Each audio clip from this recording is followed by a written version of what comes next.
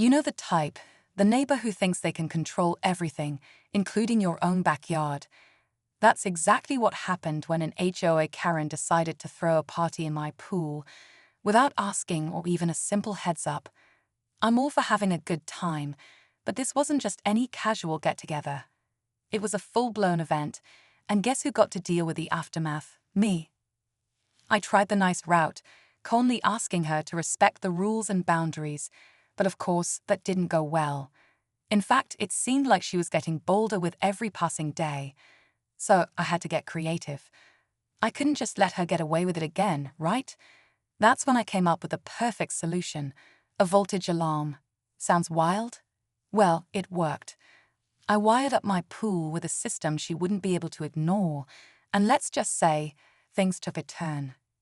In this video, I'll show you how I set it up, how she reacted, and what happened when she finally realized she'd messed with the wrong neighbor. Trust me, you won't want to miss how this story unfolds, because when that alarm went off, it was a moment I'll never forget. Stay tuned to find out what happens next. Let me give you a little more background on this HOA Karen. She wasn't just a neighbor with a big mouth. She was the kind of person who loved to remind everyone about the rules. Anything that didn't fit into her version of the perfect community got a complaint. If it wasn't your lawn, it was your mailbox or how you parked your car. But of course, none of that compared to the nerve she had when it came to my pool. At first, it seemed innocent enough. She'd mentioned once or twice how much she liked the view from my backyard, but I never thought much of it. That was until she started showing up, uninvited, with friends and food, treating my pool like it was some sort of public amenity. I'd catch her in my yard with people splashing around while I was at work, and when I politely asked her to stop, she'd act all surprised, like I was being unreasonable. The final straw came one Saturday when I found out she'd hosted a full-on party at my place. No invitation, no commission. I had a feeling this wasn't just her having a little fun anymore. It was about control. It was about her thinking she could do whatever she wanted, no consequences.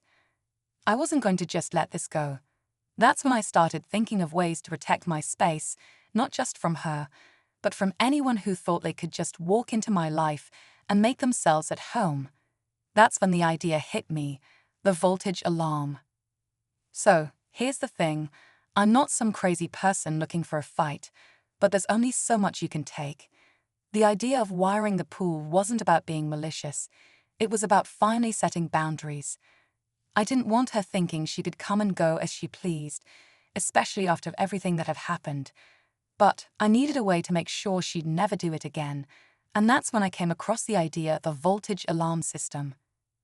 Now, I know what you're thinking. Wasn't that a bit extreme? Maybe, but it wasn't like I was setting up some full-on electric fence around my property. It was a simple system, just enough to create a loud, undeniable warning that would be impossible to ignore. The kind of noise that would have her and her friends scrambling. But here's where things started to get a little tricky. As I was installing the system, I couldn't help but wonder, what would happen if it backfired? What if it ended up causing more problems than I anticipated? I mean, what if it made her even more determined to escalate things? It wasn't just about protecting my space anymore. It was about getting under her skin. I could already picture the confrontation, the way she'd probably throw around the HOA rules, trying to make me feel like I was the one in the wrong. And still, the thought of her showing up again, uninvited, made me realize that I had to do something. But as I finished setting it up, the dread started creeping in. Was I really ready for whatever fallout might come from this? Would this actually solve the problem, or would it just make things worse? The day the voltage alarm was finally in place, I felt a mix of nervous excitement. I was ready to put an end to her intrusion, but part of me couldn't shake the feeling that I was about to step into a whole new level of tension. It wasn't just about a pool anymore. It was about power, control, and setting a line that couldn't be crossed. I had done everything right, following the steps carefully, ensuring it was all discreet. No one would ever guess it was there. It was subtle, but effective. All I needed was for her to do what she always did: show up, and everything would fall into place. Days passed, and I almost started to convince myself that maybe she had learned her lesson. But then, like clockwork, the sound of her high heels clacking on the pavement outside my fence signaled that she was back. This time, though, something was different. I wasn't just waiting for her to come over. I was actively anticipating her move, ready for the confrontation. My pulse started to race as I watched through my window, seeing her stroll into my yard again with a couple of friends. It was happening. She didn't even knock this time, just walked right in like she owned the place. My heart was pounding as I grabbed the remote I had hidden, ready to trigger the alarm.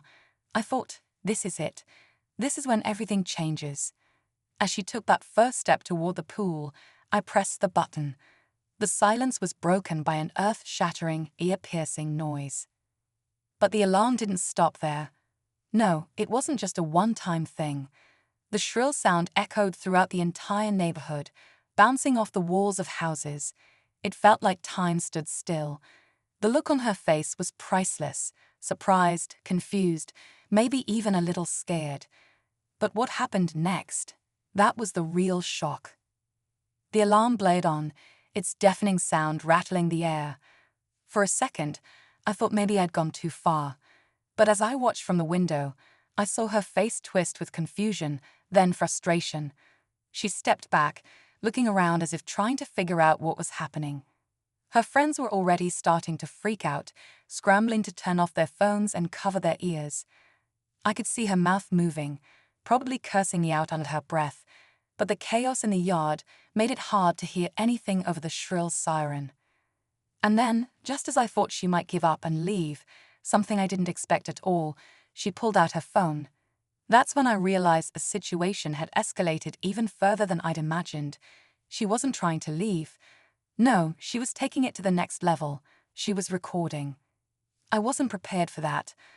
I could already picture her posting it online, twisting the story to make me look like the villain.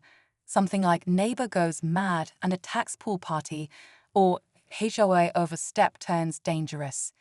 This wasn't just a backyard dispute anymore. It was becoming public, and I had no control over how this was going to play out. The tension in my chest tightened. This wasn't just about keeping her out of my space. Now, it was a battle for my reputation. I had to act fast before she got her hands on enough footage to paint me as the bad guy. But how do you fight back against someone who's already starting to make you the villain in their story? Before I could think, I saw her press send, and I knew it was only a matter of time before this would blow up in ways I couldn't predict. As I watched her press send, my stomach dropped. My mind raced through the worst-case scenarios. What if this turned into a whole community-wide witch hunt? What if she used that video to make me out as the crazy one who'd crossed the line? Panic was creeping in, but I knew I had to stay calm. I quickly grabbed my phone, ready to try and salvage whatever I could before it was too late. But then, just as I was about to hit record on my side of the story, something completely unexpected happened. The sound of a car engine revved up, and I glanced out the window to see a couple of HOA board members pulling into my driveway. No way. This was turning into an all-out war. I barely had time to process this new development when one of them, a man I recognized from previous neighborhood meetings, marched up to my door. "Hey, what's going on?" he asked, his voice low but firm. I wasn't sure how to respond. Was he here to defend me, or was he going to side with her and try to spin everything against me? But before I could get a word out, she was already there, rushing to meet him with her phone still recording. She started spewing her version of events, something about me being dangerous, an out-of-control neighbor who had no respect for the community. I was about to speak up when I saw something that completely threw me off. The man from the HOA paused, looked at her phone, and then at me. Then, without warning, he reached out and turned off her camera. "You really thought this would work?" he said, his tone cold, but almost amused. "She's been doing this for months." My jaw dropped.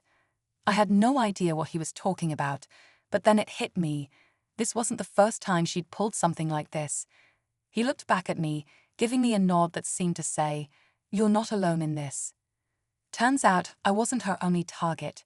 She had a reputation for creating drama, stirring up trouble with anyone who dared to challenge her. And that's when the real twist hit. The HOA board had been onto her for a while. They weren't there to back her up, they were there to confront her. It wasn't just me she'd been messing with. In fact, she was the one about to be called out for her behavior in front of the entire neighborhood. The tension in my chest slowly began to ease as I realized I wasn't the one under fire anymore. But just when I thought things were finally calming down, a phone rang. It was hers. She looked down at it, eyes wide, then back at us. "I'm not done yet," she muttered, just before walking away. And as she stormed off, I knew this wasn't over. Far from it. As the days went on, things slowly started to settle down. The HOA board took action, and I wasn't the only one who came forward with complaints about her behavior. It turned out she'd been trying to control things for a lot longer than I realized. The whole neighborhood started to see her for what she really was, someone who thrived on causing chaos and using the system to her advantage. I never thought it would come to that, but seeing how the HOA handled the situation made me realize I wasn't alone in this battle. It wasn't just about the pool anymore.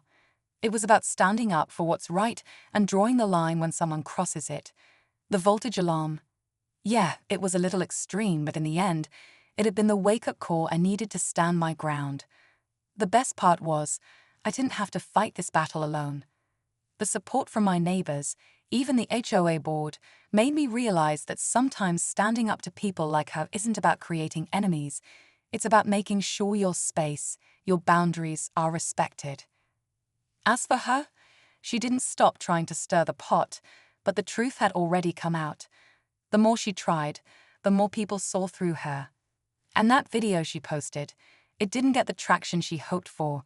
In the end, she ended up being the one who had to answer for her actions. I'd like to think this whole experience taught me something important. Sometimes, a little creativity and a firm stand are all it takes to put an end to the drama.